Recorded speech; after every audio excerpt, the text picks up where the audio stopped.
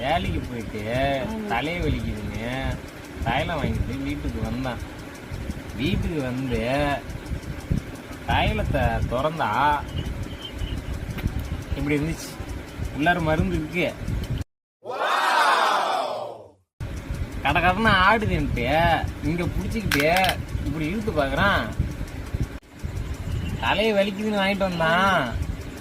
இதை இப்படி பார்த்ததுல இருந்து தலைவலி போயிடுச்சு. மனசு வலிக்குது.